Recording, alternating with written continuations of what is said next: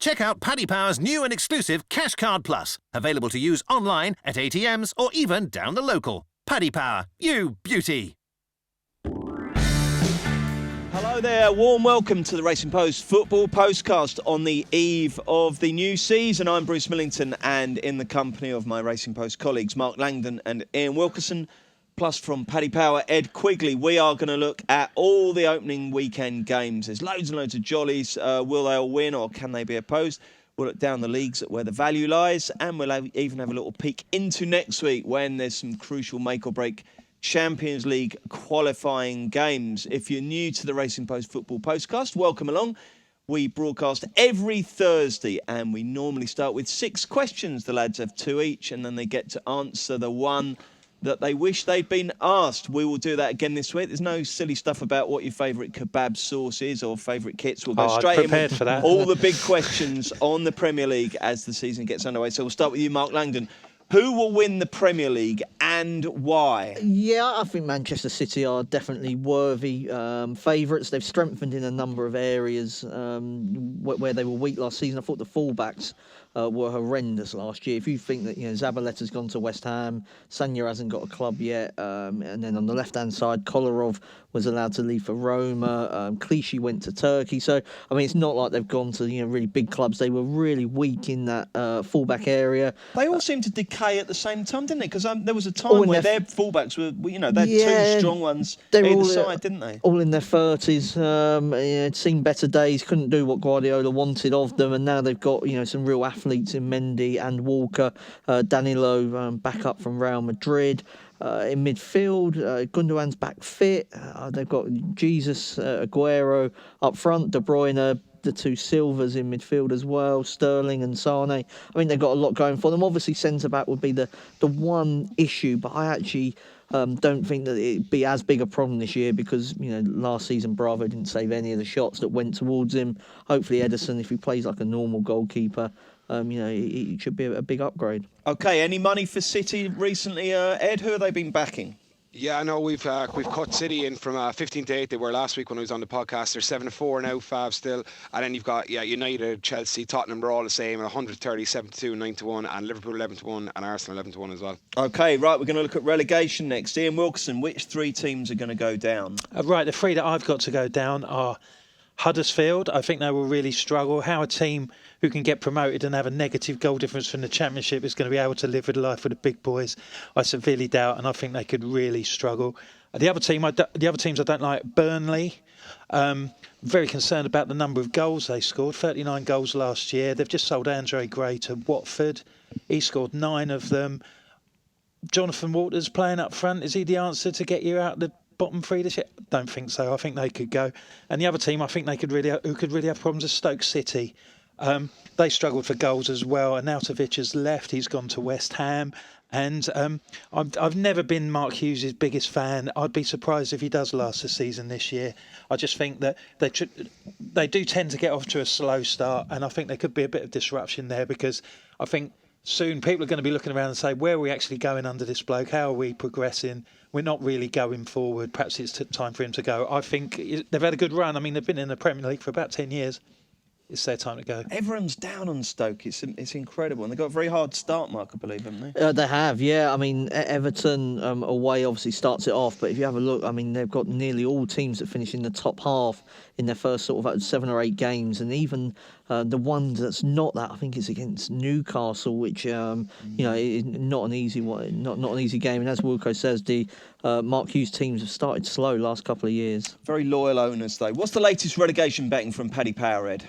Yeah, so Huddersfield are 8-13 Favs, Burnley 6-5. Not a major move there. I would have thought that would have shortened up on the back of Andre Gray's departure yesterday.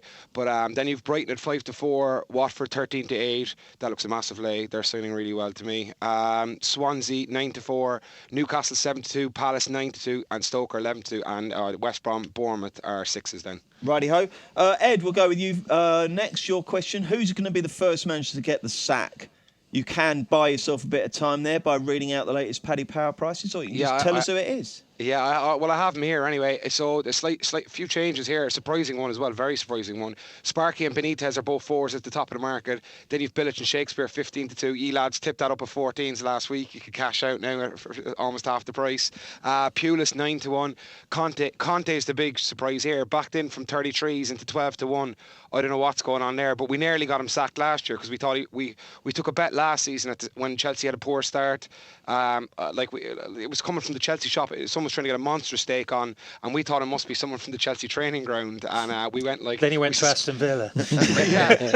yeah, exactly. Well, the bet, we suspended the betting, and Conte was asked about it in a press conference there and then after, but he went on to win the Premier League anyway. But yeah, we're seeing money again for him. Silva 14s, Wagner and Koeman 14s then as well. Who do I think will go next? Yeah, there's a lot of talk around Sparky, but I don't know. Again, this Benitez thing is starting to come out again. I think the Times or someone did an article there the last few days about Benitez being really unhappy with the transfer window so far, and Brighton and Huddersfield have both signed a lot more players. Apparently, he was promised all the additional income they're going to get from getting promoted to the Premier League, and he's not getting it so far. So yeah, I'd still be quite sweet on Benitez at 4-1 myself. A lot fewer people wearing tracksuit bottoms these days. Perhaps that's dented the old Mike Ashley expenditure. He's caught again, isn't he? He's suing somebody else at the moment. I know he's had an eventful few months, hasn't he? Ashley, he seems to have been caught every day.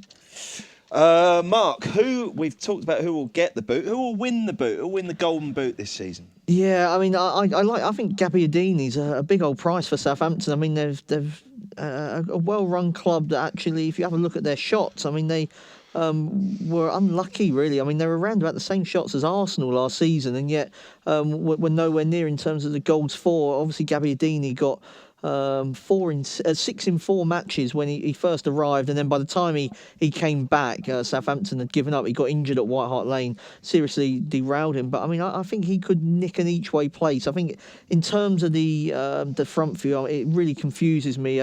Harry Kane deserves to be favourite, but will the Wembley factor just nullify Tottenham's goal scoring threat?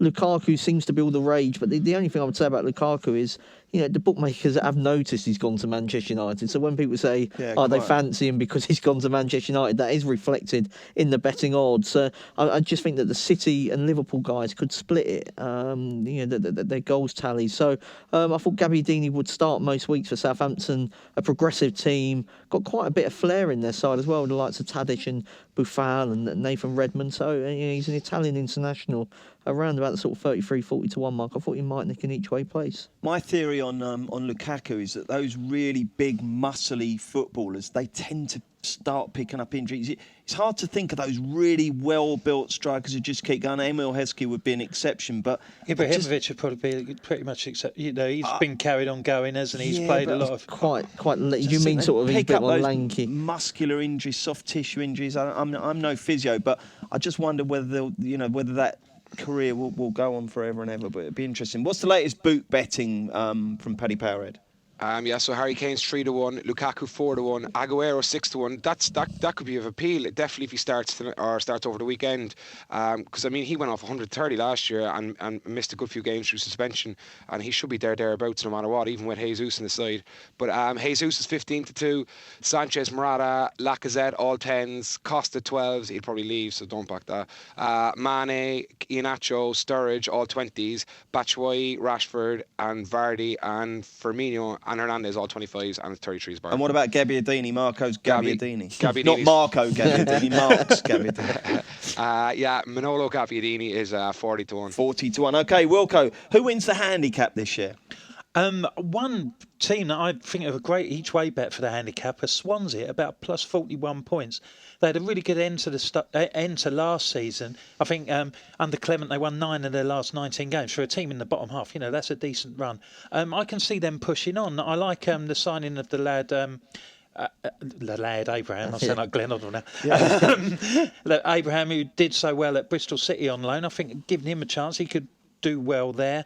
Gylfi Sigurdsson could leave. Although the move to Everton is under some sort of doubt in the last couple of days, but that could give other players the freedom to sort of take some responsibility and to step up. That's a very positive angle on losing your best player, isn't it? Well, it does have. I think you can get 41 points Swansea, and each way, I think that's worth a poke. Okie dokie. And Ed, who is going to miss out on the top 4 this season? I'll just get the prices there. So it's basically, well, there's a lot of shorties, but like Arsenal 4-5, Liverpool 10-11, Tottenham even money, United 9-4, Chelsea 9-4, and City are 3-1. Yeah, like I'm quite neg on Tottenham. I think I said it last week. Yeah, I'd be backing that evens. I just think like only the last week has only I think aided that bet as well. Like I mean, Danny Rose obviously made some bombastic comments last night, like saying he should be moving up north to get more money and all this kind of stuff. And they've made no movement in the transfer market as well. Like I know, Bruce, you thought that's a good thing. But I like continuity. I don't want people just bringing people in for the sake of it. I think they're a progressive team. Now, don't get me wrong. Obviously, if you suddenly lose Kane and Ali through injury or whatever, then you need good replacements. But I don't necessarily think you need to just flood the side with newcomers if things are going well, which I think they are there.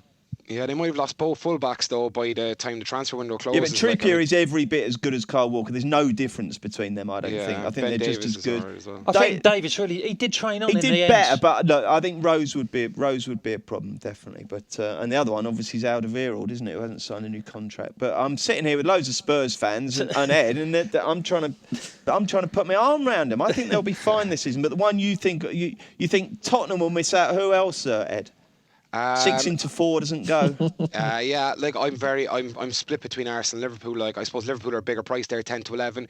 Like we've transfer betting on Coutinho. He's 4-6 now to go to Barcelona. Even money to stay. If they lose Coutinho, it's going to be tricky. I think for Liverpool as well. Like. It's funny that because Coutinho's probably sitting thinking Barcelona or Liverpool, which one? I think he's very dignified, unlike Danny Rose. He's sitting there quietly biding his time, but he must want to go to Barcelona, mustn't he? I mean, that's where if you dream of playing football, isn't it? Yeah, no, I mean the offer may not be there this time next year, but I mean Liverpool are pretty clear on it. They're not selling him, so unless he goes on strike, I don't see him going on strike. They'll go. They always do. They always do, but I would say that he's been very dignified. I don't think they will. I think I'd rather back the evens than the 4-6. Fair enough. Okie doke. I think that's it. We're all done, aren't we? So, Mark, which one are you going to answer? I'll take the handicap very question. Mainstream this week. I'd take the handicap question. I do quite like Swansea on that one, but Liverpool, to me, I don't understand the negativity around Liverpool. I thought they were probably the best team in the first half of last season. Then Mane got injured. They've made the signing of the summer in Mo Salah. Coutinho, I think, will stay. Just don't see the negativity. For me, Clive, they're every bit as... Going right back in time here, aren't we? I've got them down as not being that much worse than, say, Manchester United. They're getting a much bigger start. I think they've got a great manager in Klopp. I think the Champions League stuff slightly overplayed, actually, because the last two winners weren't in the Champions League. It's now sort of become this thing that you can't be in Europe, but maybe that's just two in our. I mean, normally the winners. You certainly can. Normally the winners are in Europe as well. It's just been the last two haven't been. They say Klopp's football can't last a pace. They said that about Pochettino's football couldn't last a pace. I mean, Tottenham finished last season, was it 11 wins in 12 or something like that?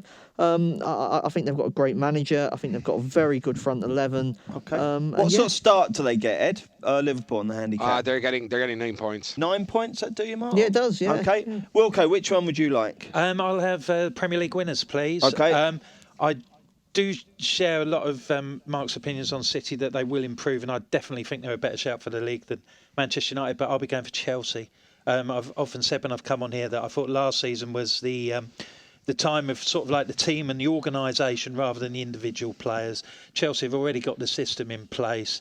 They're going to fit. I believe Conte will put round pegs in round holes. That'd be good. And I think they're a decent price at 7. Obviously not as attractive as they were last year, but they're a cracking price, about 6-1. But 7-2, they'd be the bet for me. Righty ho. And Ed, which question are you going to answer? Yeah, I'll take the season handicap. I think I was saying last week, like I'm all over Leicester, like definitely on the plus 28. You can get bigger elsewhere, but you can get like plus 32 elsewhere. But the other shouts I give to as well, like are Southampton. They've finally got a player in there during the week, Lamina, who's quality signing. And if they do lose Van Dijk, I think they will get someone someone like a Ben Gibson in if that does occur. But the other one who's kind of appealing over the last few days, I know I'm giving up 3 here now, but is Watford plus 42. I mean, I fancy them to stay up, so that would be around the 40 odd point market. And if you're getting plus 42 as well on top of that, yeah, like, I mean, they've signed really well, and Marco Silva, I was going through his home record for Hull when he took over in January, and like, it was phenomenal. Like, he played 11 games in all comps and won 8, drew 2 and lost 2 and drew 1. I mean, like, if he can get, like, he's signed a lot of British players as well, which is actually kind of surprising for Watford. So that should help them as well. So yeah, I think they might have a better season than anticipated anyway. Righty-ho. Okay, excellent. No, it's competition time every Thursday even. We give a listener or viewer the chance to win a free bet with Paddy Power, £25 or €25, depending on where you live. All you have to do is tweet the answer to the following question and making sure that you add the hashtag Postcast. The question is, who are favourites with Paddy Power to win the Premier League? The answer and the winner will be revealed in next Thursday's Football Postcast. Check out Paddy's new VIPP Club. Get a £10 free bet every week when you place 5 bets of £10 or more. Max £10 bonus per person per week. Excludes shops. Selected odds. Conditions and exclusions apply. 18+. BeGambleAware.org. Right, let's get stuck in without further ado to the live action. 7:45 on Friday at the Emirates. The 2017-2018 Premier League season kicks off with Arsenal versus Leicester. It's one of 9 Premier League games this weekend that features an odds-on favourite. Just how odds-on are the Arsenal, Ed Quigley? They're 1-2, Bruce. The draw is 7-2, and Leicester are 11-2. We'll stick with you, Ed. What do you think is going to happen here? Yeah, so like Arsenal opened up around 2-5. They've drifted out to 1-2 now on the back of Sanchez being unavailable, and then like there's major doubts around Ozil, Ramsey, Mertesacker, and Koscielny suspended as well. And then you've got, like, on the other side, then you've got for Leicester, like, Drinkwater's out, and Ibor is also out, so that's a definite blow, both of them being out. Look, Arsenal have an unbelievable record against Leicester. They've won their last 10 against them at home, but Arsenal's opening day fixtures, they've lost 3 of their last 4 and only won one of their last 7. So, like, I just think the Arsenal price may drift a little bit further, so on the back of those doubts around those absentees, and I'd be probably backing Leicester in the double chance market with Leicester and draw at 8-5. I think that'll shorten. And also, look, if you do fancy Arsenal, I think Lacazette looks like he's going to start through the middle now. He did last weekend, and if Giroud is a star, he looks about at 16-5 first goal score if you do fancy Arsenal. Good, excellent. Now in the corner of my eye there, I think I saw Wilco nodding when when Ed said he was going to be back in Leicester on the double chance. So I won't go that far. Okay, what were you doing then? I do think that they could have a positive impact on the game. They scored in 5 of their 6 away league matches after Shakespeare took over from Ranieri. So I would expect them to be positive when they go to the Emirates. Arsenal, I thought they played quite well in the Charity Shield. They didn't look too bad. Wenger seems to have a few more... Charity Shield is so retro, this programme, It's always a Charity Shield. I thought, he's got a few good attacking options there this year. But I think that they might not start particularly quickly. So the 2 bets that I like are Arsenal to win and both teams to score, because I think Leicester will get on the mark, and perhaps both teams to score in the first half, which is 11-4. Okay, Mark? Yeah, I mean, I was looking here at Arsenal to win and under 3.5 goals. I mean, I do like Leicester going forward, but Iheanacho's not really been there that long, has he? So how will he slot in, Mark? Well, there's talk that Iheanacho could play a bit deeper. He apparently sees himself a bit like a number 10, which is what Nicholas Anelka, from reading Zonal Marking's book, he always considered himself a number 10. I think Iheanacho thinks... Is it good, that book, by the way? I keep meaning to get round to it. Yeah, it is, yeah. So, yes...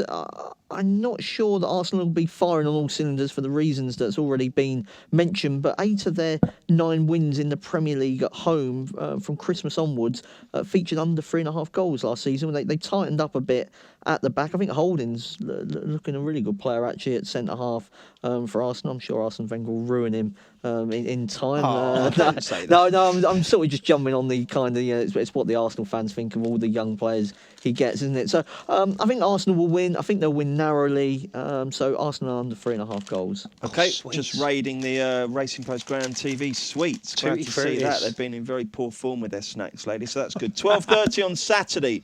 It's Watford versus Liverpool. And Ed was giving a big word to Watford earlier. Mark was giving a big word to Liverpool. So we'll see what the lads have to say. Ed, take away a show of betting and then your verdict on what's going to happen. Yeah, so Watford are 5-1, the draw is 16-5, and the Scousers are 8-15. Like Coutinho's a major doubt, just because of fitness issues and possible transfer issues too. But like Liverpool won here, 1-0 in May. Watford were on an awful run then. I think Liverpool, they won this game obviously in May, but they did find games of this nature difficult to break down last season. Salah's going to help there enormously. Like, his pace is going to drag defences all over the shop. It's very hard to gauge what like Watford are going to start off like. You know, they've a new manager. They've brought in 7 players, largely British, as I mentioned a second ago. Like Andre Gray yesterday is definitely a decent signing should he stay fit. Like, I just think that, and I mentioned Marco Silva's record under Hull as well, who will be a poorer team in my reckoning anyway, based on last seasson stuff. So I wouldn't have a massive play on this, but I'll be back in Watford in the draw in the double chance market again at 7-5. Righty-ho, what about you, Wilco? I'd like Watford's signing of Gray. We've talked about him before. It's one of those classic sort of like, you become stronger by making your rivals weaker. That should be a good plus for them. Liverpool, the story of Liverpool last season was how brilliant they were against good teams and how they fell foul in games that they would have been expected to win. They lost at Burnley, Bournemouth, Hull and Leicester. I think this could be quite a tight game for them. They did win their last 4 away games of last season, but I wouldn't want to get carried away at the 8-15 about the Reds. So I think under 2.5 at 11-10 is a decent bet. Unders for Wilco. Mark, I presume you're all over Liverpool here. Well, yeah, I mean, I think that's reflected in the price, though. I mean, I was looking at maybe Liverpool and both teams to score as away. I quite like Watford going forward this season with Gray, and Richarlison's come in as well, hasn't he, at great expense. So, but yeah, so maybe something along the lines of Liverpool 2-1, 3-1 in the correct score market could be other ways to play it. Never overly fancy Liverpool for a clean sheet, but I do like the look of them going forward, even if Coutinho is not playing. I think that front three of Firmino, Salah and Mane be absolutely devastating. It looks to me to be better than most in the Premier League on paper. I'm not sure why it's not been so highly rated but by a lot of observers, but I really like it. Okay, excellent. And the other Saturday live game is at 5:30, Brighton versus Manchester City. And Ed, you've taken on the first 2 favourites, Arsenal and Liverpool. Will you be taking on City down at the Goldstone ground? Okay, yeah. So Brighton are 10-1, the draw is 9-2, and City are 3-10. Mendy looks like he's not going to play, so it'll probably be Danilo and Walker as the fullbacks. Look, Man City have an unbelievable opening day record. They've won their last 6 in a row. Brighton only failed to score in 2 of their home fixtures last season, but this is another level. City are going to be ultra offensive, and they're like, I mean, Bruno Salter will probably start, and he's a 36-year-old fullback. I just see Man City -1, and I'd even tip up Man City -2. Man City -1 is 5-6, Man City -2 is 5-5. Okie doke. Wilco, what about you? Yeah, along similar lines. It's a proper baptism of fire for Brighton, isn't it? City's there've been concerns about City's defence perhaps last season, but I don't think they'll be troubled too much by Brighton. City very offensive on the road as well. The games where they didn't score 2 away goals last season were at Tottenham, Liverpool, Everton and Chelsea. As Ed said, I think I would go on them sort of like on the age and handicap plus 1.5 goals at 10-11, which would mean that they would win if they won by more than 1 goal. Okie dokes. And Mark, are you going to make it a treble for Man City? Yes, I am. Yeah, and usually you know your fate when you back City by half time, because 23 wins in the Premier League last season, 17 of those they were ahead at the break. So that's the way I'm looking at this one. I mean, in pre-season, their expected goal rating in the humiliation is wrong word, but they absolutely battered Tottenham and West Ham, like just destroyed them in expected goal ratings as well. Created so much. I fear for. I think Brighton will stay up, but it could have been a lot easier, couldn't it? The opener. Certainly could. Okay, let's get the Saturday naps. This will not be beaten. How did we do last week, Mark? I know mine failed. Mine won. Did it? And yeah, Did yours win, Ed? Joe's won as well, and Andre Gray left me down because I tipped up Villa and he missed an open goal in the last few minutes. Good. It wasn't just me that let the 4 fold down. Right, okay then, Mark. You were successful last week, so you serve first. Okay, I'm going to go in the Championship. I'd like Birmingham draw no bet against Bristol City. This seems to have been a major overreaction to the first week's play. I mean, these two teams, their expected points before a ball was kicked was both 58-60, and yet Birmingham are at home at just the narrowest of favourites. And I think it's mainly because Bristol City had a flying start, but they've beaten Barnsley, probably the worst team in the Championship, and then they hammered Plymouth, who made 9 changes. I mean, they would have been expected to have won them games. Yes, they've done it in good style, but I mean, they're only narrow underdogs at St Andrews. I just don't see that at the time being. I think these two teams are roughly the same ability, and if that's the case, then I think Birmingham draw no bet's a bet on Saturday. Righty-ho. Okay, Wilco, what's your nap? I'm going draw no bet as well. I'm going into League One. I'll be back in Charlton to win at Plymouth. Big win for Charlton. I know we don't want to read too much into one result, but that was a massive win for them over Bristol Rovers, playing 84 minutes with 10 men. I really think that's given everybody a lift at the club. And then they took a team that contained, apart from veterans like Johnny Jackson, but a mainly young team down to Exeter, and had a good win in the cup there, coming back from behind. Have you renewed your season ticket? Well, this year? I don't have a season ticket, unfortunately. I mean, we go to my daughter's. I live in Charlton. My daughter's Charlton mad, and we go to perhaps 8 or 10 games. Unfortunately, we couldn't go on Saturday. She was ill on Saturday, so we couldn't go. Oh dear. But it seems there's a bit of positivity. They've had a lot of problems off the pitch. I'm not saying everything's out of the woods, and it could easily turn the other way if results started going badly. But to get off to such a cracking start, we're really giving everybody a lift. And 11-10 DMB at Plymouth, I think it's a decent Okay, bet. I'm going for it. In the one Premier League game where there isn't an odds-on favourite, I'm going for Bournemouth to win at West Brom. I think Bournemouth will do really well this season. What about you, Ed? Yeah, I'm just going to go with Middlesbrough to beat Sheffield United. That's 5-6. I know Sheffield United had a decent start, but I just the price feels big to me, and I thought they were unlucky to lose against Wolves. It was a poor mistake by Ayala. So yeah, Middlesbrough 5-6 for me. Okie doke. We're back with Sunday's games in just a mo. Check out Paddy's new VIPP Club. Get a £10 free bet every week when you place 5 bets of £10 or more. Max £10 bonus per person per week. Excludes shops. Selected odds. Conditions and exclusions apply. 18+. BeGambleAware.org. Welcome back to the Racing Post Weekend Football Postcast. Bruce Millington, Mark Langdon, Ian Wilkerson and Paddy Powers, Ed Quigley. Looking ahead to 2 live Sunday games at 1:30, Newcastle versus Tottenham. Ed, how do you bet on this one? Yeah, so Newcastle are 4-1, the draw is 11-4, and Tottenham are 4-6. 4-6 do it for you, Mark? I think if Spurs were full strength, it would, but they're not. So who haven't they got? They haven't got Trippier, which is an obvious problem when they've just sold Kyle Walker. So Eric at right back. It could be Eric Dyer at right back. That of course means that they'd have to just disrupt the three at the back, which I think works really nicely for them. Can't they play Vimmer? Oh, I hope not. No, not if you're on at 4-6. You wouldn't want Kevin Vimmer. Not that bad, is he? Yeah, he is. Is he? If Southampton want to pay 20 million for him, You'll drive him down the A3 yourself. Start the car. So he's missing. Obviously, Danny Rose is missing on the left-hand side. Wanyama hasn't played that much in pre-season. Says he will be available if needed, but just feels like it's maybe not 100% sort of Tottenham's best team out there at the moment. I was looking at over 2.5 goals because of that defensive disruption. I think to be missing both your fullbacks, it is a problem. There's no doubt about that. Newcastle have got some decent options going forward. Defensively, I don't like their fullbacks at all. I think Rafa's got his work cut out trying to make them, organised and solid defensively. Spurs have got the Ali, Eriksson behind Kane front three, which is very good. Over 2.5 goals. Okay. Am I right in thinking that Tottenham's new reserve right back is called Kyle Walker something? He's got like a Peters. double barrel. Yeah, Peters. Yeah, Kyle Walker Peters. That's incredible, isn't it? Although It's like 2 Ed Quigleys, really. Exactly, yeah. We had Ed Quigley presenting the golf postcast yesterday, and I honestly wasn't sure which one it was. The interesting thing though about him, I mean, given how much Poch loves these youngsters, he says he's not ready. So that suggests He's 12. Yeah, exactly. The other option for Tottenham, if they stick with the back three, is Sissoko against his former club as a right wing back. That has been mentioned. I don't think you'd want to be on the 4 to 6 if he was there either. So over 2.5. Overs for for Lango. What do you think, Wilco? I'm going to keep it simple, really. I'm going to go for Harry Kane to score first at 10-3.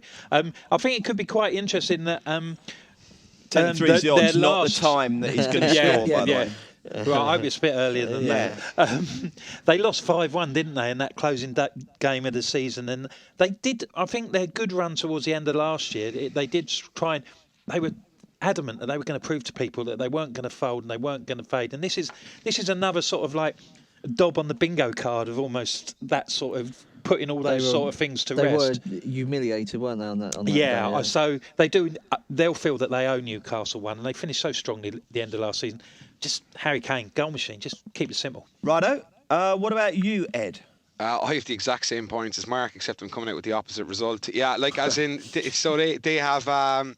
Like I would have thought, Trippier and Rose more than likely being out, like would take away from their attacking impetus, because they fly up the wings or whatever, and like the ones who'll come in won't be as advanced or won't be as dynamic getting up and down the flanks. So and then on the Newcastle side, Gale looks like he's out, so it'll be Mitrovic up top. And Harry Kane, I suppose this is more of a qualitative thing, but like Harry Kane does start the season sluggishly generally, like, you know what I mean? I mean, he did finish it with a bomb last season, but like, so I was just thinking under 2.5 goals myself, like the opposite of Mark. Okay, I hope that helps. Someone says over, someone says under, someone says Harry Kane will start with a bang, and someone says Harry Kane starts sluggishly. Let's see if there's any greater clarity on the 4 o'clock game, Man United versus West Ham United.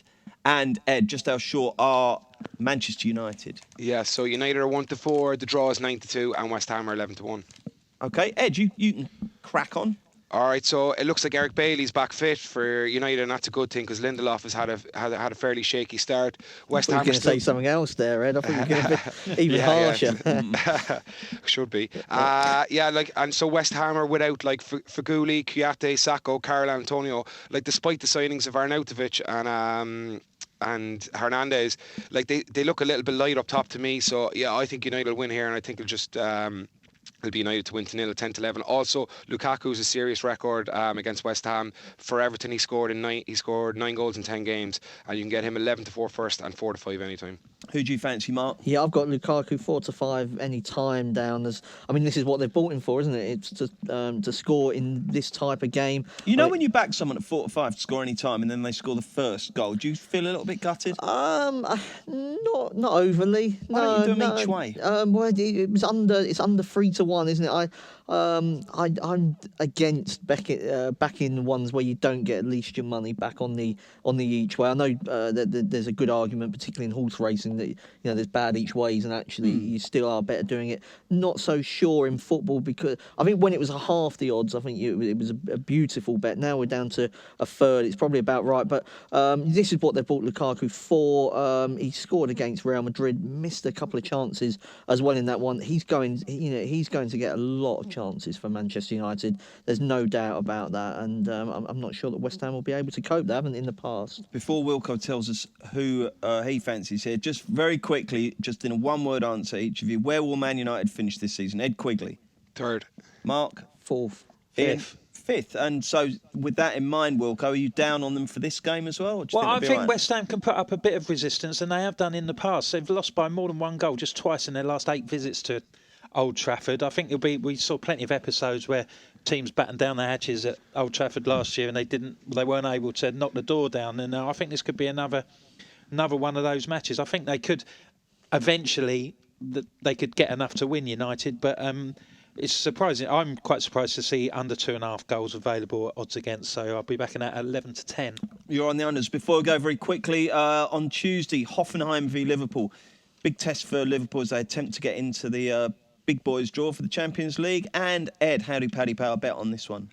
Okay, so Hoffenheim are 15-8, the draw is 23-10, and Liverpool are 7-5. Very quickly, Mark, what do you think will happen? Yeah, I think Liverpool will qualify.